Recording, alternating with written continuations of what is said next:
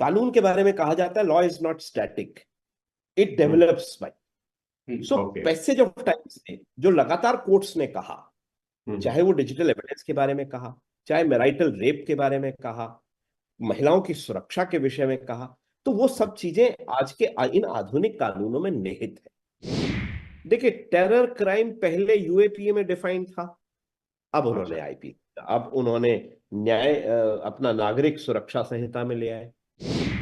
और हम आज अगर सिर्फ आज की 1 जुलाई की बात करें तो आज कितने मुकदमे निस्तारित हुए, अगर वो देखना चाहेंगे तो नंबर पर हम सिर्फ दुख ही अभिव्यक्त करेंगे।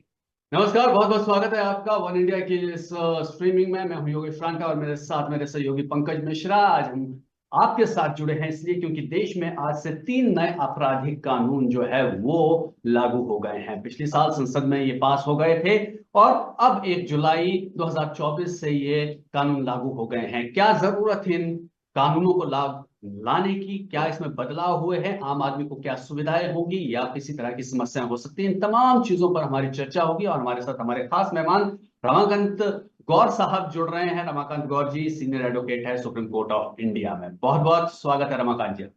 धन्यवाद आपका भी। 3 नए कानून अपने दर्शकों को बता दें, पहले तो नाम ही बता दें हम कि 3 जो नए कानून आज से लागू हुए हैं वो है आईपीसी, जो पहले होता था वो हो गया है भारतीय न्याय संहिता 2023, क्योंकि पिछले साल कानून पास हुए तो 2023 इसे कहा जा रहा है। उसके बाद है भारतीय नागरिक सुरक्षा संहिता, जिसको सीआरपीसी पहले कहा जाता था, वो दंड प्रक्रिया संहिता जिसको कहा जाता था हिंदी की अगर बात करें, और एविडेंस एक्ट जिसे भारतीय साक्ष्य संहिता कहा जाता था, अधिनियम कहा जाता था, वो भी भारतीय साक्ष्य अधिनियम 2023 हो गया है। तो ये तीनों कानून देश में आज से लागू हो गए हैं। पहला सवाल अगर पंकज मैं लूं रमाकांत जी से, पहला सवाल तो दिमाग में यही आता है रमाकांत जी, तीनों कानून कहा जा रहा है कि कॉलोनियल कानून हमारे देश में चल रहे थे, ब्रिटिश राज से चल रहे थे, इसलिए इनको बदलाव की जरूरत थी। क्या वाकई में ही इसकी जरूरत थी और क्या इस तरह के बदलाव बड़े हुए हैं इसमें? देखिए, जब हम ब्रिटिश राज के कॉलोनियल की बात की तरफ इंगित करते हैं तो चर्चाएं शायद राजनीतिक या बौद्धिक हो जाएंगी। समाज प्रगतिशील है। 1860 का कानून आज अप्रासंगिक हो गया है। तब बात डिजिटल एविडेंस की हो ही नहीं सकती थी। आज बिना डिजिटल फॉर्मेट के हम बात ही नहीं कर सकते हैं। तब कहीं सर्च सीजर होता था, तब हम ऑडियो विजुअल एविडेंस की बात ही नहीं कर सकते थे। आज उसके बिना हम काम ही नहीं कर सकते हैं। आज जब जांच की बात आती है, देखिए कानून 3 तरह से बदला। जब आपने 3 कानूनों के नाम लिए, मैं इसको थोड़ा सा प्रैक्टिकल एस्पेक्ट में समझाता हूं दर्शकों के लिए। पहली चीज बदली कि अपराधों की परिभाषा और उनकी सजा का प्रावधान बदल गया। दूसरी चीज जो बदली, ट्रायल का कोर्स, उसमें जो लगने वाला समय, उसके लिए कहा गया कि समय सीमाएं निर्धारित की गई। कुछ इन्वेस्टिगेशन के प्रोसीजर्स में बदलाव लाए गए और जो साक्ष्य थे उन साक्ष्य को कैसे कोर्ट्स लेंगी, कैसे उनको मान्यता प्राप्त होगी, कौन सा साक्ष्य कितनी हद तक एडमिसिबल होगा, क्या प्राइमरी एविडेंस कहलाया जाएगा, क्या सेकेंडरी एविडेंस कहलाया जाएगा, कैसे उसका फॉरेंसिक एनालिसिस होगा और कौन सी एजेंसी उसका फॉरेंसिक एनालिसिस करेंगी, और कैसे सर्च और सीजर होगा, कैसे अरेस्ट होगी, अरेस्ट के बाद मजिस्ट्रेट के पास इंफॉर्मेशन कैसे दी जाएगी, सुसाइड का अगर कोई मुकदमा है तो with in the stipulated period उसको एसडीएम तक कैसे सूचना दी जाएगी। ये तमाम प्रावधान बदले गए हैं। तो इनको बदलना शायद आवश्यक नहीं था, अनिवार्य था। तो आज हम उस अनिवार्यता की चौखट पर खड़े हैं जहां, बट हाँ, एट द सेम टाइम मैं एक बात कहूंगा कि कुछ कानून बड़े इम्प्रैक्टिकल हैं। जैसे कह दिया कि भाई 60 दिन के अंदर अंदर चार्ज फ्रेम करो, 180 दिन के अंदर ट्रायल खत्म करो। क्या ऐसा संभव है? आपके पास उतने मैजिस्ट्रेट नहीं है। 10 लाख से ज्यादा की संख्या पर अगर आप एक मैजिस्ट्रेट होंगे और तो कैसे संभव है? बिल्कुल रमाकांत जी, आज इनफैक्ट होम मिनिस्टर ने भी, योगेश जी, कहा है अमित शाह ने, कि अब स्पीड जस्टिस में जो देरी होती थी वो नहीं, अब स्पीडी जस्टिस की उन्होंने बात की है।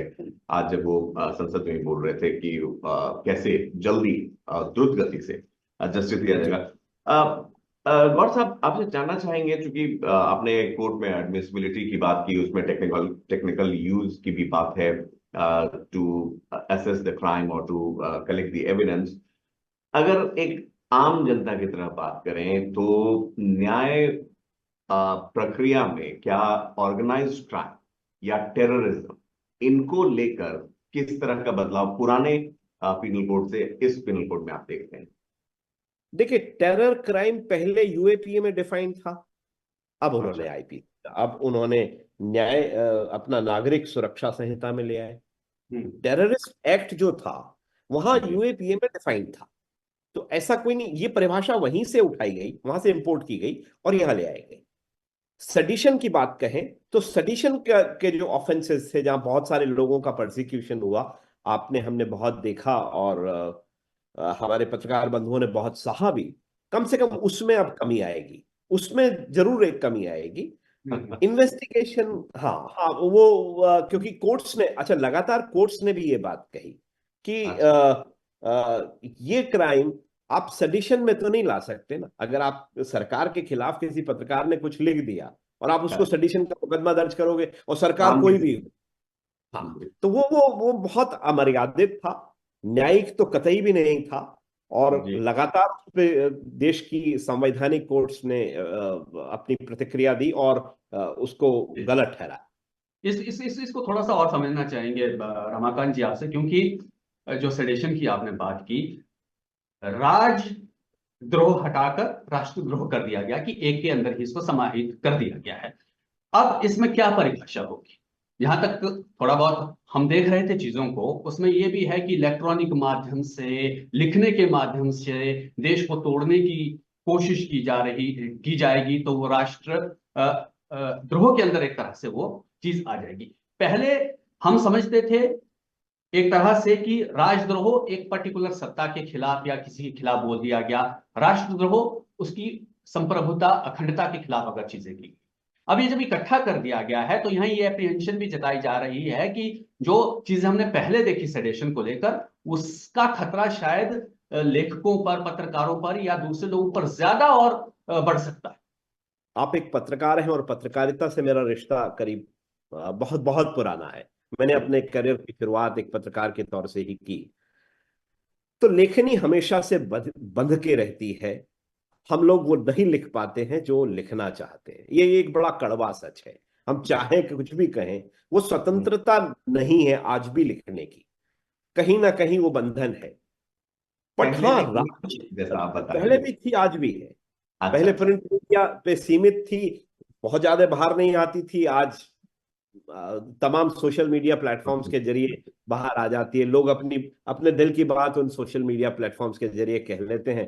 पहले वो तड़प होती थी, और बहुत सारे प्रसंग हैं ऐसे, आप परिचित हैं उन सब प्रसंगों से। जी जी जी। तो राज और राज सत्ता के विरुद्ध लिखना और राष्ट्र के विरुद्ध लिखना, बिल्कुल। कम से कम अदालतें और अदालती प्रक्रिया में जितने भी लोग हैं, वो दोनों में फर्क समझते हैं। एक पुलिस ऑफिसर को शायद मजबूरी रहे अपने ऊपर बैठे हुए किसी राजनेता अच्छा। की वजह से, बट कोर्ट्स को राज और राष्ट्र में फर्क नजर आता अच्छा।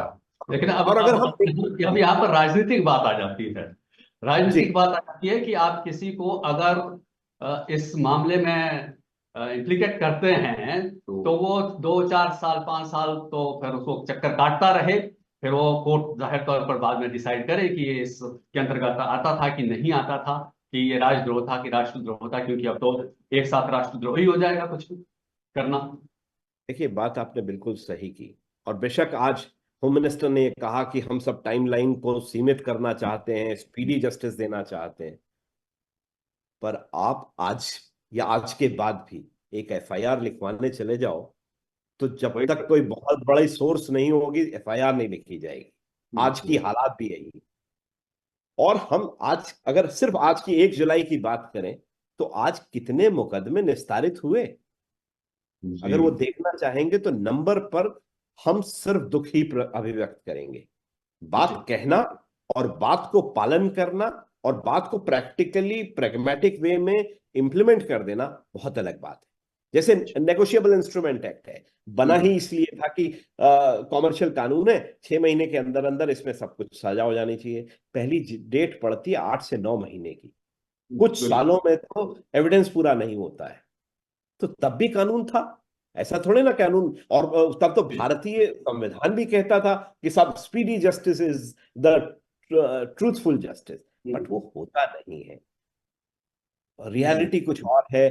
सच अब हम एक बात करते हैं कि ऑडियो वीडियो प्लेटफॉर्म्स ले आए, आपने कहा इलेक्ट्रॉनिक माध्यम से कोर्ट चलेंगी, कोर्ट्स का जो क्लासिफिकेशन था वो खत्म कर दिया गया, कहा सबको जुडिशियल मजिस्ट्रेट कहा जाएगा।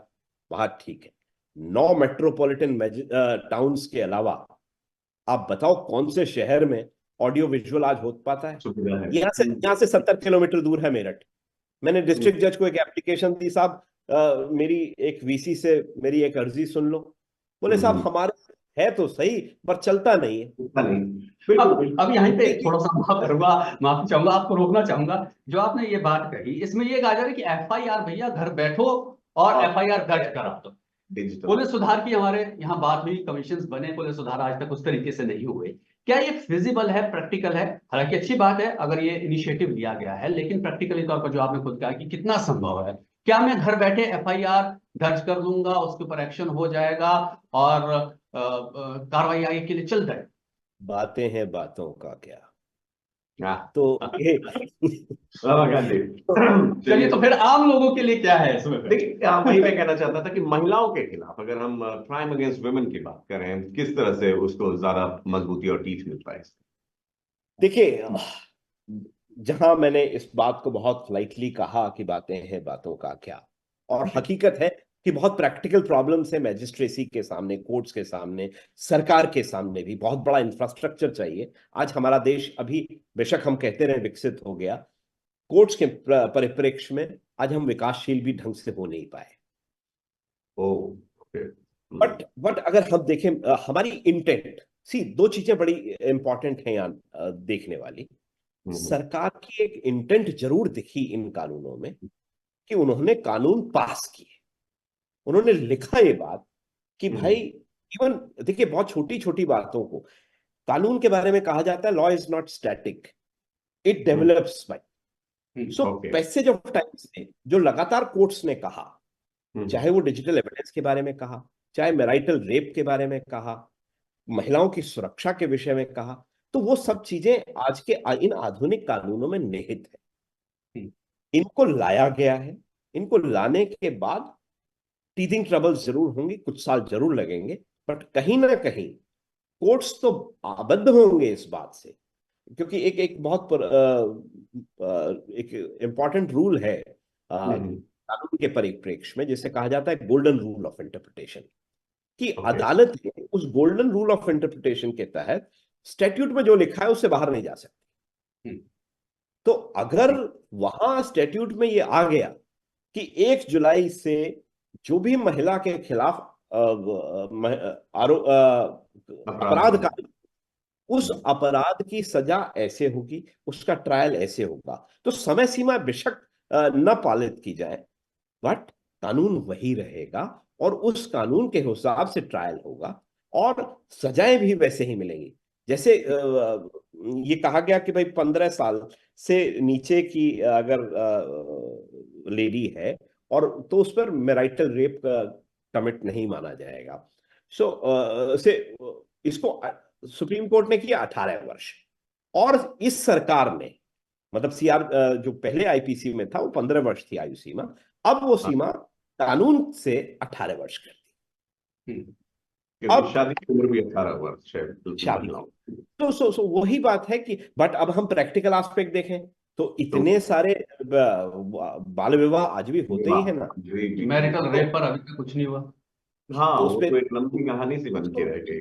वो एक फैक्टर है जो जहां प्रैग्मेटिज्म एक अलग जगह आएगा, किताबों में जो लिखा है वो एक अलग जगह आएगा, तो बट इंटेंशन है तो कभी ना कभी हम वहां पहुंचेंगे।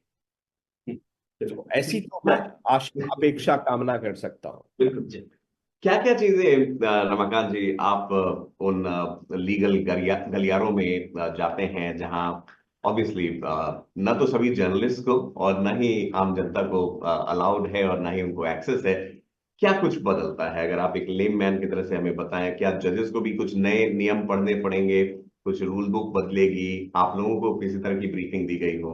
इसमें मैं एक चीज और जोड़ दूं, पंकज जी जो पूछ रहे हैं कि क्योंकि आज से लागू हो रहा है तो नए कानून के हिसाब से केसेस होंगे। इससे पहले लाखों करोड़ों केसेस देश में अभी भी पेंडिंग है, वो जी उसी पुराने कानून के तहत ट्रायल होगा उनका। तो बिल्कुल। ये रेट्रोस्पेक्टिव भी लागू नहीं होगा। टाइम जी फ्रेम पिछले वाले जो क्राइम्स हुए हैं उसमें लागू नहीं होगा अगर, तो वो घसीटते जाएंगे कोर्ट के अंदर, मामले चलते रहेंगे। और ये शायद लॉयर कम्युनिटी के लिए या जजेस के लिए भी के पुराने कानून में एक ट्रायल इस तरीके से चलेगा, नए कानून के तहत वही क्राइम का ट्रायल दूसरे तरीके से चलेगा। तो प्रैक्टिकली आप लोगों के लिए कितना आसान या मुश्किल है? पहले मैं पंकज जी की एक बात का उत्तर दे दूं कि जी बिल्कुल। पत्रकारों की जो सीमा होती है बड़ी सीमित होती है। मैंने बचपन में पढ़ा था, जहां ना पहुंचे रवि वहां पहुंचे कवि। जी जी जी जी जी। लेकिन तो तो आपकी सीमाएं तो रवि के साथ हैं। तो जहां रवि है वहां कवि है। अब कितने पत्रकार कवि हैं ये हाँ देखना पड़ेगा। कवि हृदय पत्रकार आजकल ज्यादा चल नहीं पाते हैं। जी बताएं। देखिए अब, बट उन्हीं के आधार पे आज भी हम जिंदा है। जी जी जी, नहीं बात तो तो सही। अब हम बात करते हैं कि जो प्रैक्टिकल डिफिकल्टीज आएंगी। पुराना कानून भी चलेगा, नया कानून भी चलेगा, उनकी लिस्ट अलग बननी चाहिए, इस कानून की लिस्ट अलग बननी चाहिए। आपको ये भी पढ़ना है। अच्छा, हम तो कानून के वो छात्र हैं पंकज जी, मैं इतने जी वर्षों के बाद भी आज भी जब मुकदमा करने जाता हूं तो सुबह को पहली बार वो पर्टिकुलर कानून जरूर पढ़ने का प्रयास करता हूं कि अच्छा इसमें लिखा क्या है। तो हर बार कुछ नई डेफिनेशन के साथ जी पढ़ना पड़ता है। तो अब दो कानून पढ़ेंगे। पढ़ना तो भाई हमारी अब इस प्रोफेशन की जरूरत भी है, आवश्यकता भी, अनिवार्यता भी है। तो पढ़ेंगे और करेंगे। हम तो वैसे भी छात्र हैं, और छात्र कभी न थकता है न रुकता है, बस वो बढ़ता रहता है, बढ़ेगा और बढ़ेगा। तो समस्याएं आएंगी, कानून के हिसाब से मुकदमे भी बढ़ेंगे। बट अगर इस एक प्रोफेशन की एक बहुत मजेदार बात यह है, और इत्तेफाकन भारत के जजेस के बारे में मैं कहूं तो अधिकांश जजेस पढ़ते हैं, और पढ़ के अगर आएंगे और काम करना चाहेंगे तो काम होगा। और अगर काम होगा तो हम निर्बाध गति से आगे बढ़ेंगे। ये तो होना है, क्योंकि समय आगे बढ़ा है। आज हम कुछ भी कह लें, सब लोग बात करते थे पहले, एक रिंगटोन डायल टोन वाला फोन आता था। आज बिना मोबाइल के कोई भी व्यक्ति नहीं है। आज मतलब सड़क पे कहीं भी निकल जाए, मोबाइल फोन ले रहा है व्यक्ति। तो मोबाइल फोन का जो एनालिसिस होगा, उससे वो कैसे भाग पाएगा? वो लॉयर नहीं भाग पाए, मतलब लॉयर अपने आप को डिविएट नहीं कर सकता। जजेस को हम्म, भी वो फॉरेंसिक एविडेंसेस पढ़ने पड़ेंगे, उनकी एडमिसिबिलिटी पढ़नी पड़ेगी। सो वो सारा क्रम और प्रतिक्रम चलता रहेगा। सो बहुत समय जरूर लगेगा, बट हम पढ़ेंगे और सीखेंगे, नया कुछ सीखेंगे। सीखने के लिए बहुत कुछ है, हर रोज सीखते हैं, आज भी सीखेंगे, कल भी सीखेंगे। बहुत बढ़िया रमाकांत ठीक जी है। जी। अब एक चीज और रमाकांत, जिस एप्रीहेंशन जो है इन कानूनों को लेकर ये कहा जा रहा है, शायद आप कुछ ज्यादा बेटर तरीके से बताएंगे कि पुलिस जो कुछ बदलाव हुए हैं, पुलिस के पास ज्यादा पावर की बात की जा रही है कि शायद पुलिस के पास और ज्यादा पावर आ रही है जिसका मिसयूज जो है वो बड़े पैमाने पर हो सकता है। बात वहीं आ जाती है कि किस पॉलिटिकल पार्टी कि सरकार कहां पर है, वो अपनी पुलिस को, क्योंकि उसने फ्रीडम उस तरह की नहीं है, सुधार नहीं हुए पुलिस प्रक्रिया में, तो उसको कैसे इस्तेमाल करती है उस वक्त के लिए। तो उसमें पुलिस आप, के बारे में भी कहा जा रहा है कि कुछ ज्यादा पावर उनके हाथ में होकर इसका गलत इस्तेमाल हो सकता है। क्या आपने वो बदलाव बहुत आपको लगते हैं, है क्या? आपने बहुत सुंदर प्रश्न पूछा है, और ये सब राजनीतिक दलों को चुभेगा। हम्म, प्रकाश सिंह में सुप्रीम कोर्ट ने कहा कि ये पुलिस के लिए ये कोड ऑफ कंडक्ट होना चाहिए, उन्हें फ्रीडम देनी चाहिए। आज कांग्रेस भी एडजमेंट मोशन मूव कर रही है, और बीजेपी भी कल तक ये शोर मचाती थी। भाई, हम्म, तुमको सबको पुलिस की फ्रीडम चाहिए, तुमको एजेंसीज को तोता नहीं कहना है, तुमको नहीं कहना ये केज्ड पैरेट है, हम्म, तो सबको आरोप प्रत्यारोप लगाने, तो फ्रीडम दे दो ना भाई। जी आज आज सब लोगों को दिक्कत है ना ये। कि पुलिस या एजेंसीज गलत करती हैं, जो भी पक्ष में हो विपक्ष में हो। कल विपक्ष में थे तब ये कहते थे, आज पक्ष में है तो कुछ और कहते हैं। तो सब लोगों ने उपयोग और दुरुपयोग किया है ना। तो प्रकाश सिंह को सुप्रीम कोर्ट ने कहा कि आप इंडिपेंडेंस दे दो, फ्रीडम दे दो टू इन्वेस्टिगेट, वो किसी ने नहीं दी। तो पुलिस को जो ये अधिकार दिए गए हैं, ये वास्तव में अलार्मिंग है। क्योंकि आज भी हम आज हम दिल्ली में बैठे हैं। थोड़ा सा यहाँ पे बताइए कि क्या वो अधिकार है जो जिसको आप अलार्मिंग कह रहे हैं। जी मैं आ रहा हूं। देखिए, कस्टोडियल टॉर्चर मतलब कस्टोडियल लिमिटेशन जो है कि उनको 15 दिन की जगह 30 दिन तक कस्टडी में रखने का अधिकार दे दी। पुलिस कस्टडी में इनमें से किसी को कह दो कि भाई 5 दिन रह आओ, 1 दिन के लिए तो आप अपोजिशन करते हो, आपने 30 दिन बढ़ा दिया। उस 30 दिन में उसके उसके साथ उसके परिवार के साथ क्या होगा? बिल्कुल। सो अगर हम कस्टोडियल टॉर्चर्स के केसेस देखें, अगर हम सिर्फ और सिर्फ ये कह दें कि सरकारी आंकड़े ठीक है, तो भी हमें देखने को मिलता है कि आज फर्जी एनकाउंटर्स कितने हुए हैं, पुलिस कैसे प्रताड़ित करती है, कितना मारती पीटती है, इवन मेडिकल प्रॉपर नहीं हो पाता। तो जब पुलिस को आपने इतना अधिकार दे दिया कि वो इतने दिन कस्टडी में रख पाएगी, वो चार्जशीट में कुछ ऑफेंसेस में 3 की जगह 6 महीने तक चार्जशीट नहीं फाइल करेगी, तब तक आप जेल में रखेंगे। इतने इतने अगर ऐसे हम लोगों ने वो अधिकार दे दिए हैं पुलिस को, तो फिर ये एक ऐसा विकट मकड़ जाल है कि यहाँ एक आम नागरिक फंसेगा, प्रताड़ित किया जा सकेगा।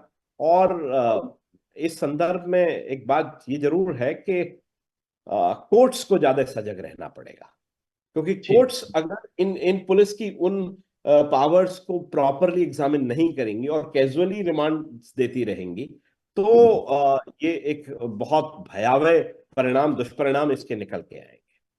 ठीक, एक छोटा सा सवाल यहीं से फिर निकल कर आता है, आपका ज्यादा समय नहीं लेंगे हम रमाकांत जी, कि जी ये जब इस तरह की इसमें लूप होल्स भी दिख रहे हैं बहुत सी चीजों को लेकर, जी क्या अब ये राजनीतिक सवाल हो सकता है शायद मेरी तरफ से, क्या ऐसे समय में इतने महत्वपूर्ण कानून, कोई ऐसा तो नहीं है कि अगले साल फिर बदल देना है, फिर 2 साल बाद हमने बदल देना है, एक लंबे समय के लिए एक कानून बन रहे हैं, पूरी जनरेशंस के लिए कानून बन रहे हैं, समय समय पर अमेंडमेंट्स होगी, ठीक है, बिना चर्चा के ये कानून पास हो जाते हैं संसद के अंदर, या जो कमेटीज के पास भी जब ये सब कुछ किया था वहां पर भी इस पर आपत्तियां कुछ चीजों पर जताई गई थी, लेकिन उसके बावजूद इस तरीके से अगर लूप होल्स है तो ऐसे चर्चा की और शायद जरूरत थी, थोड़े दिन और रुक जाते और चर्चा कर लेते।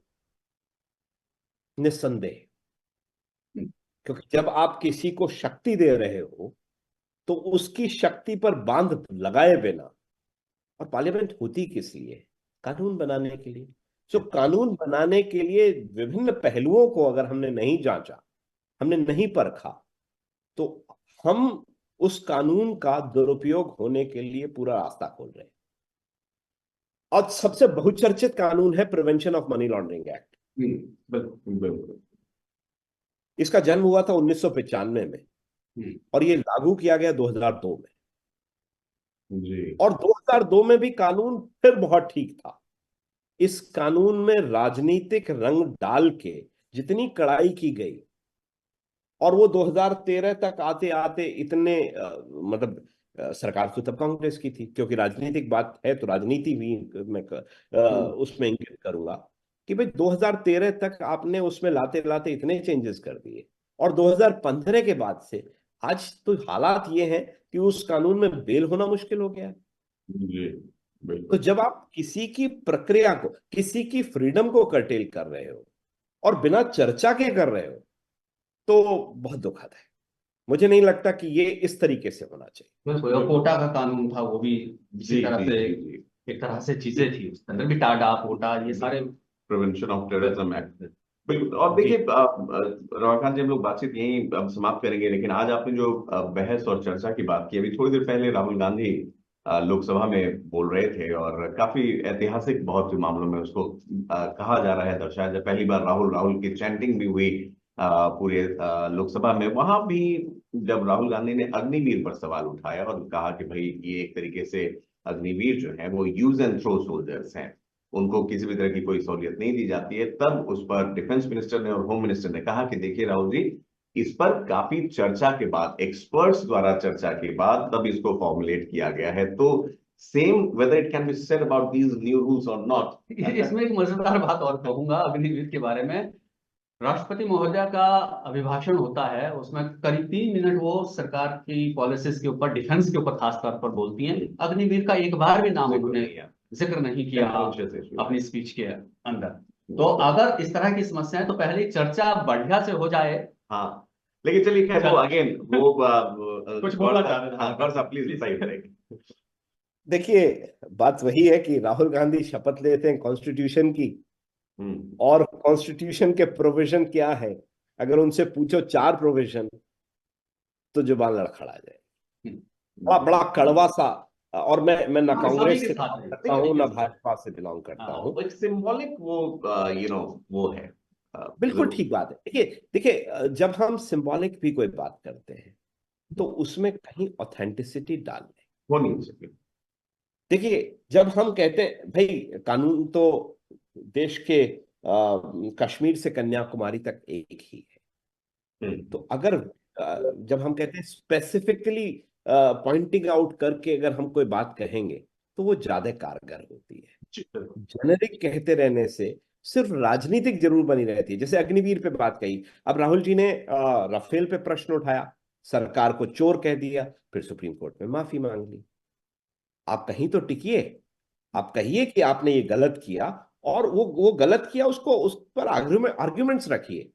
सिर्फ वहां तक विरोध के नाम पर विरोध ना करें, प्रतिरोध ना खड़े करें, आप उसको कंस्ट्रक्टिव डिबेट में लेके आए। आप एक जिम्मेदार नेता हैं और देश का भविष्य आप अपने आप में दिखाते हैं लोगों को, तो देश के भविष्य को तो ऐसा होना चाहिए कि भाई मैं सच मायने में वो कर्णधार हूं जो इस देश की का केवट बन सकता हूं, इसकी नौका खेवैया बन सकता हूं। यहाँ ये कमियां हैं, ये दूर हो सकती हैं।